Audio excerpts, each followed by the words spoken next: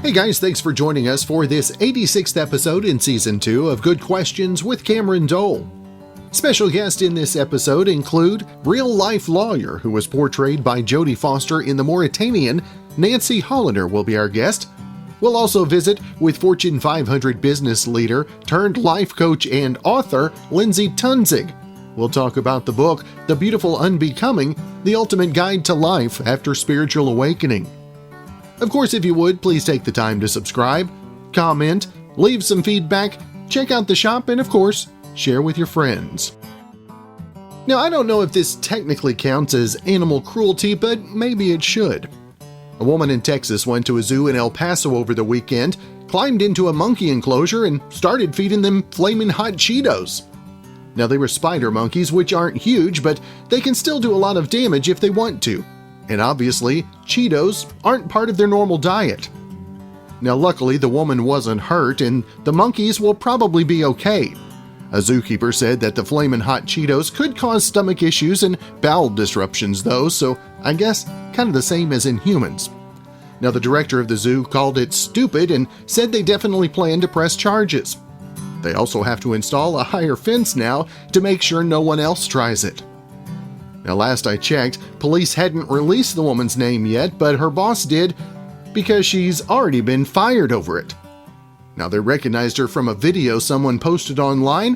Her name is Lucy Ray, and she was working at a law firm as a litigation assistant. We've spoken about the movie The Mauritanian before, and today we've got the real-life attorney who was played by Jodie Foster in The Mauritanian, Nancy Hollander. And first off, Nancy, I sure appreciate your time. Well, thank you, Cameron. I appreciate the opportunity to talk to you and the other folks in Oklahoma. And Nancy, for you, you've been a part of so many different big cases over the years. What is it so much about this case that was so fitting to be on the big screen? This case is unique in many ways because Guantanamo is unique in its true and pretty horrible ways. And Mohamedou was someone who was there for 15 years, never charged with any crime, an innocent man. And it really is inspiring how he fought all those years for freedom and battled for it. And, you know, he proves that you can't lock up the human spirit. He's always fighting for what's good. And it's a movie about that. It's a movie about how you withstand this. It's not a political movie. It's not a torture movie. It's a movie about being somewhere for a long time, meeting people and demanding that your rights be upheld. And for you, Nancy, how did being a part of this case, how did that maybe alter the way you see things and maybe you see the low times that you've gone through in your life as well as a result? Well, I do see them, and I talk about them with my clients. You know, we get to know each other. But Mohamedou was unique in that sense because I don't get a chance to get to know clients as well, most of them as I've gotten to know him, because I would go to Guantanamo, fly down there, get to the camp on Tuesday and have 2 or 3 full days there before the plane went back.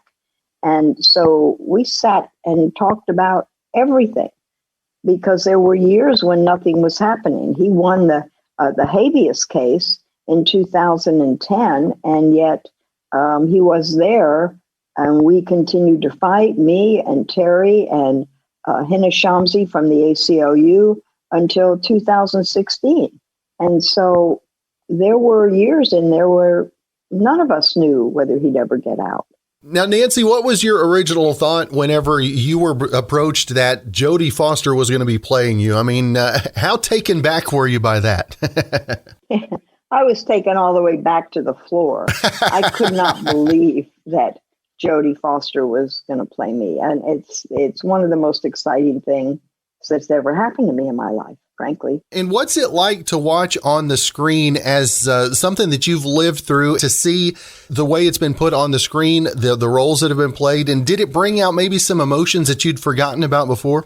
It did bring out a lot. The first couple of times I watched it, I cried, and I just kept watching it over and over again. It was not quite in the final version when I first saw it, but I watched it, and then I watched it again, and then I came back in and watched it again, and talked to Terry, and talked to Mohamedou, talked to Stu, and just, I cried. I just cried at the beginning. And as you see all of the things that are going wrong in the justice system, but to see it in finality, like in the Mauritanian, come around the way we see that things should go, do you ever have a hard time when you're losing heart in maybe what the justice system is really doing for us? Well, sure. The justice system is not working for many people, and we need to keep pushing so that it works for all of us. And of course, we need to help people in other parts of the world do the same thing. But yes, I get disheartened and depressed and discouraged just like anyone else. But something about the need to get this client through this is what keeps me going. That's right. And again, The Mauritanian is now available on Blu-ray, DVD, digital, all the downloads, all of that as well. And I always want to make sure, and Nancy, make sure and let folks know if they would like to find more information about the movie or anything you've got going social media-wise as well. Yes, they can find me. They'll find me on Facebook or Twitter. I'm not hard to find. That's awesome. Well, Nancy, it has truly been a privilege to have the chance to visit with you. I've enjoyed the movie, and hopefully you have a great rest of your week as well. Thank you. Thank you, Cameron. You take care. Now, this number might not be that far off, but only because our bodies are good at surviving, not us. Now, the average person thinks that if you drop them in the middle of nowhere, they could survive in the wilderness for 16 days. Again, that's survive, not survive comfortably. So as long as you can find water and not freeze to death, you might make it. The not freezing part might be tough though, because less than 1 in 5 Americans are confident they could start a fire if they only had flint. And without flint, it's probably closer to 0%. Only 1 in 7 think they'd be able to tell which plants and berries were edible and which ones might kill them. And 2/3 of us don't know what poison ivy looks like. The survey also found that a year after lockdowns and pandemic stress, 63% of us have a newfound appreciation for nature and being outdoors. Now, it seems like not that long ago we were all dropping full paychecks on toilet paper, but priorities are shifting as things open back up. For example, deodorant is flying off of the shelves now. But here are our favorite products that are selling. Walmart says it sold twice as many alarm clocks last month compared to a year ago. I guess people finally need them again. Now, here are a few more things we've been stocking up on in the last few weeks. Number 1, luggage, up 400% from last year. In general, all travel-related products are selling well right now. Number 2, teeth whitening strips and beauty products. They've been one of the biggest sellers in the past few months, according to Walmart. Number 3, sales of party supplies have more than doubled, and balloon sales are up 50%. Number 4, new clothing, especially warm weather clothes. They're up 60% from last year. Number 5, razors and other shaving-related products for both men and women. Our next guest on the podcast, a speaker and an author, going to talk about this book. I'm intrigued just by the title itself, The Beautiful Unbecoming, The Ultimate Guide to Life After Spiritual Awakening. We've got Lyndsay Toensing with us today. And first off, Lyndsay, I sure appreciate you taking some time to talk about the book and spiritual awakenings, if you will. Yes, thank you so much, Cameron. I'm so excited to be here.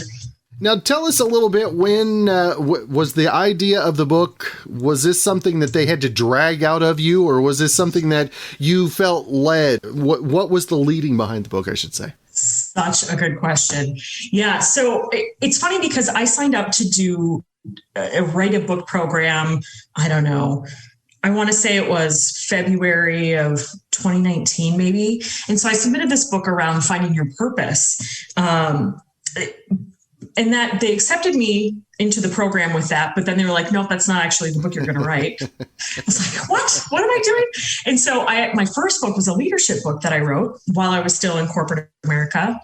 And then when I left corporate America to fully step into transformational coaching and energy healing, I really had that. I need to write this book. I need to write about spiritual awakening, because when I went through it myself, nobody was talking about it that I knew anyway. When I talked to people about it, they were like, oh, you just need a vacation, or you just need to change jobs, or any of these other well-meaning things that really weren't helpful. You probably got a lot of bless your hearts, didn't you? Oh, so many. Yeah. And so it was really, I was called to do it. I was starting to see people who were coming to me for coaching that were going through this very same thing. As I started talking about it, more people were coming out of the woodwork to talk about it. And so I really was led that I needed to write this book to support other people. Now, tell us the guide to life after spiritual awakening. I mean, this is kind of like, it's not so much how this is going back into the real world after an awakening is. Yes. Yeah. So there's also a great question, because there are a lot of resources out there, if you search for them, that talk to you about how to go through a spiritual awakening or what that may look like. But people aren't talking about that transition back into real life. And so, through the spiritual awakening process, I talk about 6 different kind of stages, if you will, through spiritual awakening, just to ground people in it. There's like the people who are asleep, right? Those who are still kind of in that day-to-day drama. Life is happening to them, not for them. It's about survival. Then you go into striving, where you're kind of like realizing you have some control over your life. And so you're starting to reach for things and start taking responsibility. And then at about stage 3 is this questioning. And that's really where people start, who am I and why am I here? And what am I doing? What I'm doing? And then that seeking, then you go into that stage of, what is the truth, and what do I believe, and what is my purpose, and what do I want to be doing here? And then they kind of see how their beliefs are entangled with what society has told them, what their families, well-meaning people who love them, have impressioned upon them, conditioned them, programmed to be. And then you kind of go into that awake stage, which is, some people call it enlightenment, things like that. It's with this stage of like this questioning to seeking, where we blow up everything that we thought we believed to finally find out, what is it that I truly believe? What is it that I want to be contributing to the world? And then you try to look at your life and go, oh, goodness, that is not what I had in mind. And so then you try to transition. Like, you're going to work, and I'll tell this story real quick and then I'll move on. I was in a meeting. I was down in Mexico. At the time, I was leading business strategy teams, and we had the VP and a bunch of people there. And they were, why don't we have this inventory? Why don't we have this? And out of nowhere, I just went, none of this matters. Because in my mind, I was like, what? Out of all the things happening in the world, we're worried about whether or not we have these socks in stock. Like, this does not make sense to me. And so part of me was like, none of this matters. And then I went, oh no, I'm going to get my butt fired if I start doing this. But also, I need to come up with a plan, because I am no longer in alignment with what I'm doing. And so this book really helps unravel the programming and the conditioning of who we are, who we were programmed to be, so we can figure out who we truly are, come into alignment with that, and then start to navigate life from that point of view, which is really, really hard. And you end up doing things like I did, have a weird outburst in the middle of a business meeting.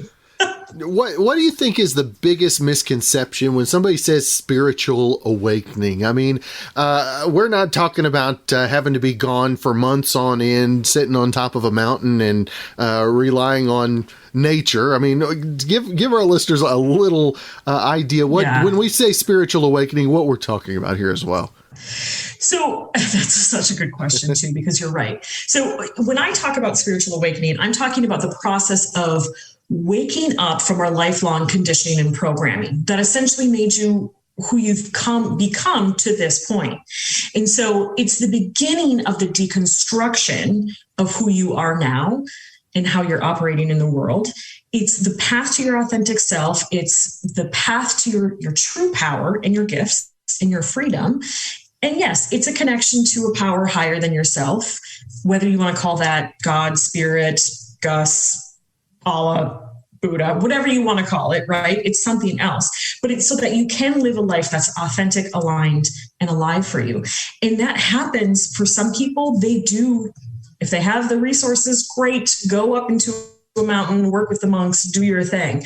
Most of us are going through this in our day-to-day lives where we're waking up, and you may be driving to work and having just bouts of anxiety. You may not be able to sleep at night because you're like, none of this makes sense. I don't know why I'm doing what I'm doing. How did I end up on this path? I feel like this is not resonating with me anymore. But then you get into the guilt. Oh, good Lord, the guilt of I have responsibilities and kids. I can't blow up my life. I can't do these things.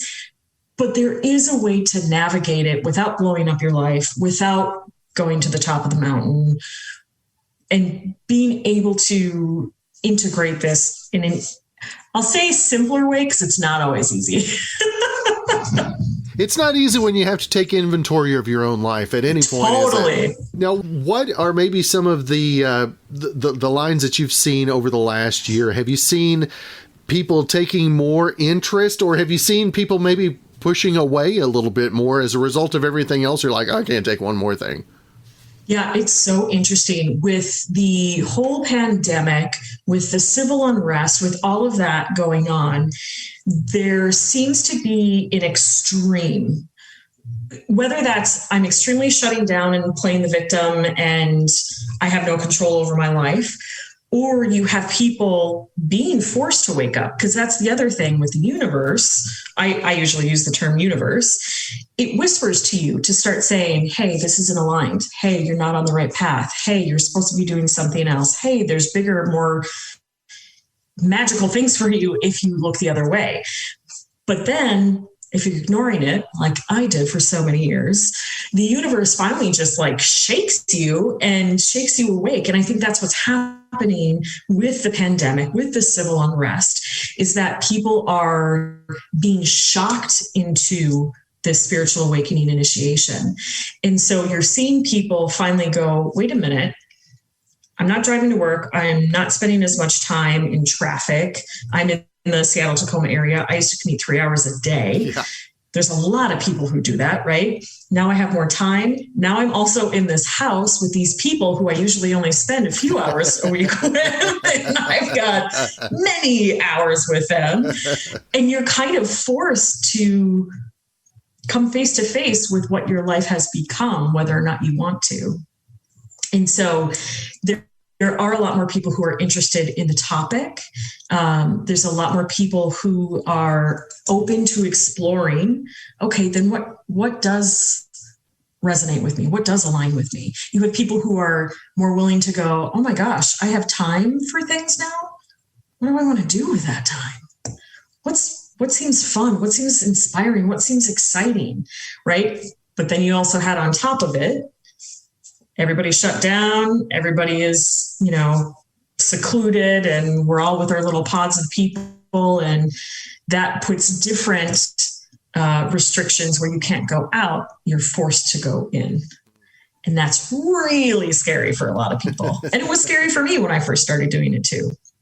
So it's interesting that it's this past year and a half has been a collective forced wake up for people. What has been maybe one of the biggest turnarounds that you've been able to see over this time? We've had to deal with so much and people's lives completely changing. Well, I'm a radio guy and talking to a video camera. I mean, come on. What are some of the big turnarounds that you've seen as well? And that's just it. That's some of the things we're working with is technology. People are working, and yet they have all these technological blips, issues, whatever you want to call it. I think some of the turnarounds that we're seeing is the way that people are working. Obviously, a lot of us are working from home and we're doing it through video. Right. You have people who they're trying to stay in touch. So you have more people who are doing happy hours and dinners and holidays via Zoom or other video thing.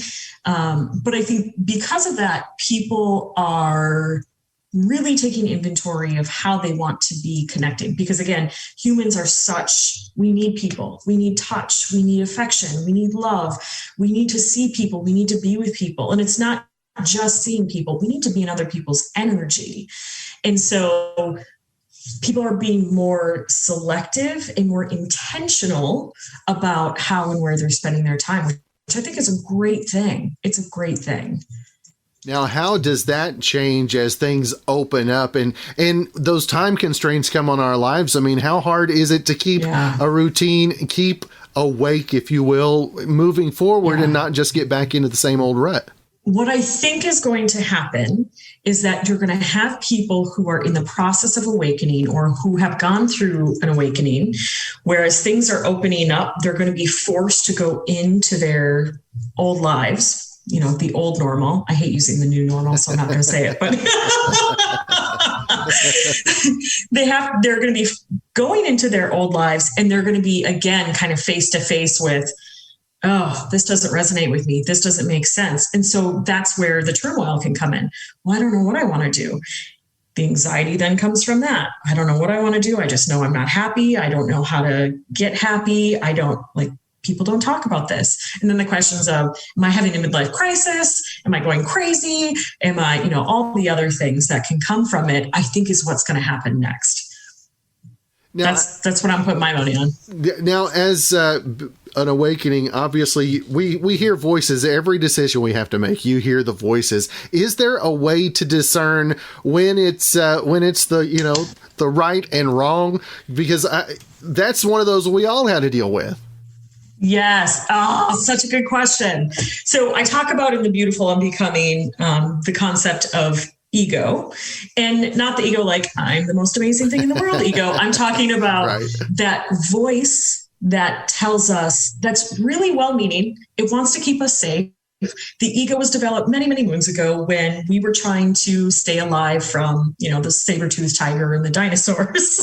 It's like, don't go that way, you will die. So it's developed to keep us safe. And the way it keeps us safe is by keeping us stuck, small, and unseen. And it makes sure that it kept you alive yesterday. So do the same thing you did yesterday, today. The easiest way that I tell people, if it's, whether you want to call it your higher self, whether you want to call it your true self, your authentic self, essence, whatever you want to call it, to know that versus the ego is usually limiting, fear-based, and full of drama. And so if you hear things like, don't go that way, you will die, catastrophizing, the world will end, it's all the worst case scenarios. If that's the voice, that's ego. If it's more of a calm drop in, maybe you should explore environmental science. I'll just throw something out there. Maybe you should explore that. That is more of how it's actually coming from within, from you, versus the ego fear-based. Does that make sense? Yeah, it really does. Yeah. And so I think that's been one of the most helpful tools for the people that I work with is if it's in drama, if it's fear-based, if it's limiting, that's ego. If it's expansive, if it's calm, that's your true self. Now, how have the requests changed over the last, say, 6 months? And the question that you've been getting, and how many of them have been responding like this? Pretty much all of them. It's interesting because I would say about a year and a half ago, it was still around, I think I may want to change my career, or I'm looking for love, or I think I may want to change my relationship dynamic somehow. Now it's like, I'm unhappy. I don't know what to do. I don't know where to go. And I think the biggest one is I don't know how to trust myself, because they have literally decades of operating one way. And now they know that way is not aligned with them. And so it's like, how do I trust myself? I've built this entire life this way and it's not working anymore. And so trust of self and fear of making the wrong decision, generally broadly, has been the biggest topic. And I actually, it's funny because I just wrote a blog post that I haven't put up because my website's being redone, but I just wrote a blog post about trust issues this weekend because it's that important. It's that important. And it shows up in ways of either I don't know what to do, I don't want to make the wrong decision, I am stuck. For those who are very self-aware, they can say, I don't trust myself. But that's the few. That's not the majority of people. The majority of people just get stuck in the confusion, if you will. And how hard is it? You hit something there, because that's one of the things I've always battled is that, yeah, I can do this, I can do this, but I'm liable to mess this up too. I mean, how much of a problem is that for people taking that step forward just by knowing how many times they've messed up back there? Yeah, it's huge. And here's why. The other thing is I usually work with high achievers, mostly high achieving professionals, but sort of the type A people, they are the perfectionists, they are the hardworking, they will do anything and everything, work all hours of the day and the night just to make something perfect. Right. And so with those clients, I really work with them on experimentation. First, we take inventory of all the things that have worked for them in the past, where they trusted their gut and it worked out. And it can be something as simple as, I was driving home and for whatever reason, I decided to take a different route home and I totally missed a traffic accident. Mm-hmm. How crazy is that? That's your inner wisdom coming through to say, take a different route. That's a great example of trusting your own self. I think from there, after you kind of make that inventory of all the ways in which you have trusted yourself and it worked out, then you come to it from a place of curiosity. Okay, what was going on? How did it feel? What was I thinking? What was going on? So you can kind of tap back into what it felt when you listened to yourself and it worked out. You understand the cues from your own inner wisdom, if that makes sense. And then so next time when something comes up, tap in. Does it feel like my true self, my authentic self, my higher self, or does it feel like fear-based drama? Right. And then it's about experimenting. Try it, see what happens. And the other thing that I really push a lot, one of my, a client I was working with, he was like, how do I know that I'm doing this right? That was his thing. And I said, the only wrong way to do this is to not do it.